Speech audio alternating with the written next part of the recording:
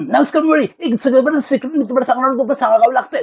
करीना कपूरला मी खूप खूप आवडत होतो. माझ्या आवडीपडी प्रेमापडी ती आमच्या गावाला साताऱ्याला आली. आमच्या आईकडून चुलीसाठी लागणाऱ्या गवऱ्या शिकायला गेली. आईकडून गवऱ्या शिकल्या आणि आईला दाखवल्या. हे बघा गवऱ्या. गवऱ्या ती हातावर काढलेल्या गवऱ्या बघून आई वैतागली. म्हणली, "धू धू." तिला धुतली, किरसून मारली आणि आई म्हणाली, "असली सून आपल्याला नकोय." ती ती घाबरून पळून पळून सुटली. रस्त्यात तिला सतीश कौशिक भेटला. सतीश कौशिकला म्हणाली, "मुझे कुछ कहना है." बाजूलाच तुषार कपूर होता. त्याच्या हातावरचा चांद बघून म्हणाला, "जब से देखा है तेरे हाथ का चांद, मैं तो भूल गया रात का चांद."